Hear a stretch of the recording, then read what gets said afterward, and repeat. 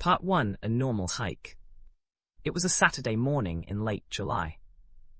I'd driven up to one of my favorite trails, a moderate 12-mile loop that goes deep into a national forest. I'd done it dozens of times. I knew every turn. The weather was perfect, clear blue sky, no wind, maybe 70 degrees. I parked at the trailhead at 6 a.m. Mine was the only car in the lot. I started up the trail alone. Part 2: I saw HIM first, AT the overlook.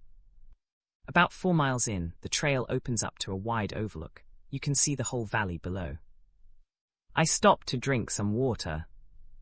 That's when I noticed him.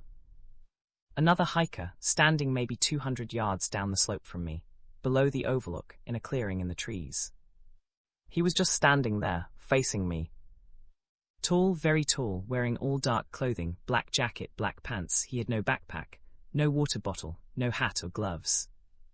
He was just standing there in the clearing, looking up at me. I waved. He didn't wave back. I figured maybe he was just lost in thought, enjoying the view. I drank my water and kept hiking. Part 3: I saw HIM again, and again. About 2 miles further, the trail wraps around a ridge. I came around a bend and stopped dead in my tracks. He was standing on the trail, about 100 yards ahead of me. Same dark clothing, same stillness. But here's the thing. The trail I'd taken to get to that point was the only trail. There was no shortcut, no connecting path, no way he could have gotten in front of me without me passing him. And he hadn't passed me.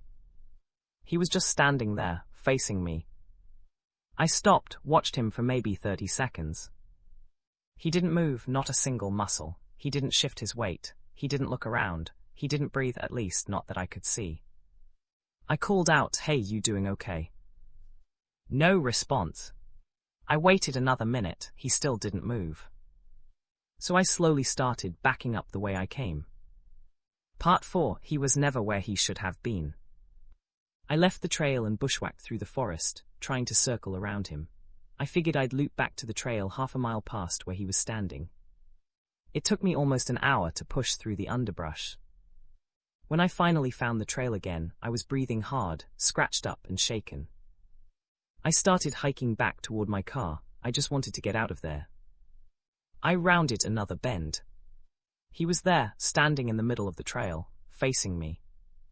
Same position, same posture, same dark clothing.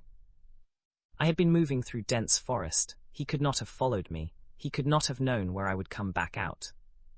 But he was there, waiting. And this time I noticed something I hadn't noticed before. His shadow was wrong. The sun was high overhead. My shadow was small, almost directly under me. His shadow stretched 10 feet behind him, like the sun was setting, from a completely different angle. Part 5: I ran. I turned and ran. I don't think I've ever moved that fast in my life. I crashed through the forest, scratching myself on branches, falling twice, getting up and running again. I didn't stop until I reached my car. The parking lot was empty except for my truck. I jumped in, locked the doors, started the engine. That's when I looked in my rearview mirror. He was standing at the edge of the trees, maybe 30 feet behind my car, still in that same exact position, still facing me, still wearing the same dark clothes. And now, close up for the first time, I could see his face. There was no face. Just smooth, blank skin where the features should have been. I floored the gas and drove out of that parking lot at 60 miles an hour. I didn't look back. Outro. I've never gone back to that trail. I won't say which one it was. I won't tell you which mountain range, because honestly, I don't want anyone else to go looking. There are things out in the wilderness that we don't have names for, things that don't belong, things that watch us. I learned that the hard way.